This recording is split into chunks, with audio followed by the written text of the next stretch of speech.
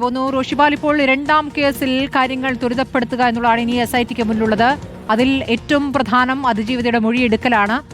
ആ നടപടികളിലേക്ക് വേഗം പോകാൻ പറ്റുന്നുണ്ടോ? അവർ ഇപ്പോൾ മൊഴി നൽകാൻ തയ്യാറായിട്ടുണ്ടോ? എന്താണ് അറിയാനാകുന്നത്? സ്മൃതി, ആ പെൺകുട്ടി മൊഴി നൽകാൻ തയ്യാറല്ല എന്ന് അന്വേഷണ സംഘത്തിന് മുന്നിൽ പറഞ്ഞിട്ടില്ല. പക്ഷെ ആ പെൺകുട്ടിക്കുള്ള പ്രധാനപ്പെട്ട ചില ആശങ്കകളുണ്ട്. മൊഴി നൽകിക്കഴിഞ്ഞാൽ പിന്നീട് സാമൂഹ്യ മാധ്യമത്തിലൂടെ തന്റെ സ്വകാര്യത ഹനിക്കുന്ന രീതിയിൽ തന്റെ ഫോട്ടോ അടക്കം പങ്കുവയ്ക്കപ്പെടുമോ എന്നതാണ് പ്രധാനപ്പെട്ട ആശങ്ക. രണ്ടാമത്തേത്, ആദ്യം പരാതി നൽകിയ പെൺകുട്ടിക്കെതിരെ ഉണ്ടായ തരത്തിൽ സൈബർ ആക്രമണം ഉണ്ടാകുമോ എന്ന മറ്റൊരു ആശങ്കയുണ്ട്. ഈ ആശങ്കയാണ് പോലീസിന് മുന്നിൽ പ്രകടിപ്പിച്ചത്. ഏതായാലും പോലീസിന് മുന്നിൽ ആദ്യത്തെ പെൺകുട്ടിക്ക് നേരെയുണ്ടായ അതിക്രമം സംബന്ധിച്ച് വലിയ പരാതികൾ വരികയും അതിൽ സൈബർ ആക്രമണം നടത്തിയവർക്കെതിരെ കേസെടുക്കുകയും അറസ്റ്റ് ചെയ്യുകയും ചെയ്തതാണ്. അങ്ങനെ ഒരു സമാനമായ സാഹചര്യമാണ് ഇവരെ ഭയപ്പെടുത്തുന്നത്. അതുകൊണ്ട് തന്നെ അങ്ങനെ ആശങ്കയില്ലാത്ത തരത്തിലെ പെൺകുട്ടി മൊഴി നൽകുകയുള്ളൂ. ഏതായാലും അധികം വൈകാതെ തന്നെ പെൺകുട്ടി മൊഴി നൽകാനായി പോലീസിന് മുന്നിലേക്ക് എത്തിച്ചേരും എന്ന ഉറപ്പാണ്. അങ്ങനെ ഒരു ആത്മവിശ്വാസത്തിൽ തന്നെയാണ് അന്വേഷണ സംഘമുള്ളത്. ആദ്യഘട്ടം മുതൽ തന്നെ അന്വേഷണ സംഘം ഈ പരാതി KPCCക്ക് നൽകിയ പെൺകുട്ടിയുമായി ആശയവിനിമയം നടത്തുന്നുണ്ട്. അവർ ആശയവിനിമയം തുടരുന്നുമുണ്ട്. വളരെ രഹസ്യമായ രീതിയിൽ തന്നെയാണ് മൊഴി രേഖപ്പെടുത്തി മുന്നോട്ട് പോവുക. യാതൊരു തരത്തിലും സ്വകാര്യ ഹനിക്കാത്ത രീതിയിൽ മൊഴി രേഖപ്പെടുത്തി നിയമ നടപടികളുമായി മുന്നോട്ട് പോകുക എന്നത് തന്നെയാണ്. കാരണം രാഹുൽ മാങ്കൂട്ടത്തിനെതിരെ ഒന്നിലേറെ ഈ തരത്തിലുള്ള പരാതികൾ വരാൻ സാധ്യതയുണ്ടെന്ന് ആദ്യമേ കണക്കുകൂട്ടിയതാണ്.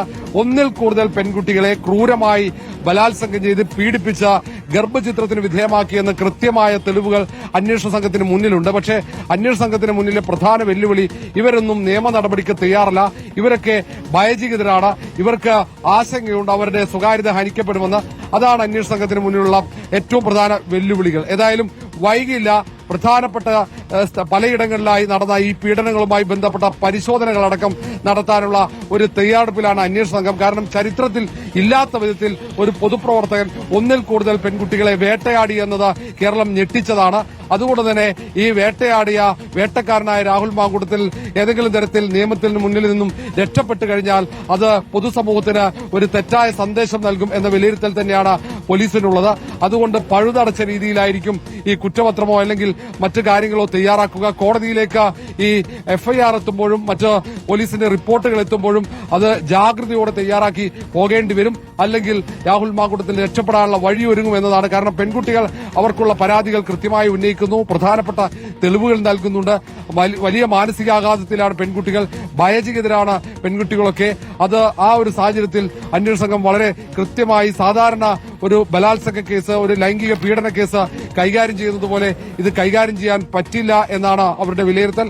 അതുകൊണ്ട് അവർ കാത്തിരുന്ന ആ പെൺകുട്ടികൾ മാനസികമായി മൊഴി നൽകാൻ സന്നദ്ധമാവുന്ന ആ തരത്തിൽ തയ്യാറെടുപ്പ് പൂർത്തിയായി കഴിഞ്ഞാൽ മാത്രമേ അവർ മൊഴി രേഖപ്പെടുത്തുകയുള്ളൂ. രണ്ടാമത്തെ പെൺകുട്ടി ഏറെ വൈകാതെ മൊഴി നൽകാൻ തയ്യാറാകും എന്ന് തന്നെയാണ് നമുക്ക് പോലീസിൽ നിന്നും അറിയാൻ കഴിയുന്നത്.